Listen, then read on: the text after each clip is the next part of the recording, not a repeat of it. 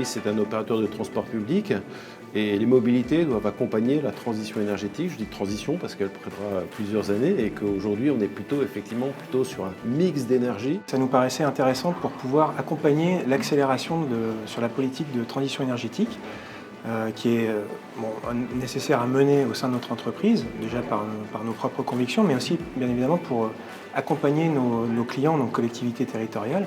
Et côté économique, notre solution aujourd'hui coûte 50% du prix d'un véhicule par rapport à un véhicule neuf GNV. Et du coup, voilà qu'il y a tout de suite un intérêt économique pour les collectivités, surtout dans cette période très touchée par la crise Covid, qui a impacté fortement surtout les sociétés de transport des personnes.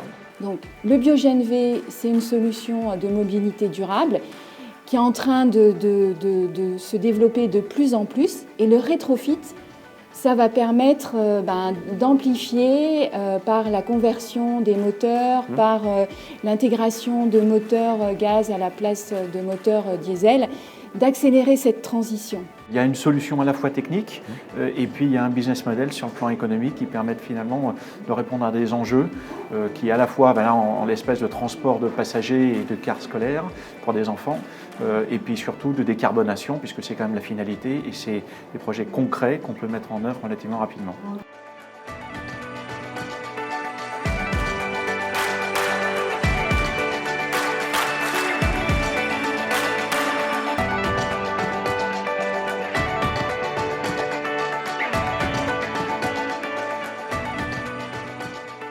Oui, si nous voulons tenir l'objectif qui est le nôtre, c'est-à-dire offrir à chaque Français, en tout point du territoire, une offre de mobilité alternative à la voiture individuelle, il faut s'appuyer sur les mobilités intelligentes, sur l'innovation. Et il y en a dans chaque territoire et beaucoup d'acteurs dans notre pays portent des solutions extrêmement intéressantes. L'objectif premier, c'est de pouvoir améliorer l'offre en matière de ferroviaire et bien entendu augmenter la qualité de service de sorte à ce que le train soit la colonne vertébrale des transports sur notre territoire.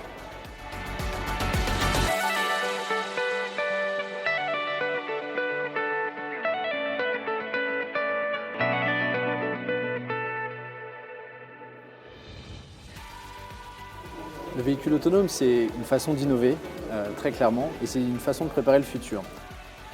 Il y a deux thématiques qui nous ont dicté notre stratégie. La première, c'est nos territoires ruraux qui aujourd'hui sont en souffrance par rapport à mobilité et qui cherchent de nouvelles solutions. Donc pourquoi pas les navettes automatisées.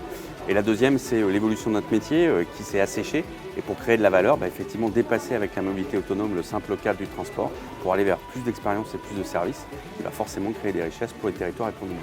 On a la chance d'avoir à Châteauroux un site de test sur lequel on peut, en toute sécurité et en toute tranquillité également, travailler sur cette suite. Et cette suite, c'est justement, et c'est ça la grande nouveauté de 2022, l'arrivée de services en pleine autonomie sans opérateur à bord, le fameux niveau 4. Et donc c'est une vraie révolution qui arrive et qui commence dès maintenant.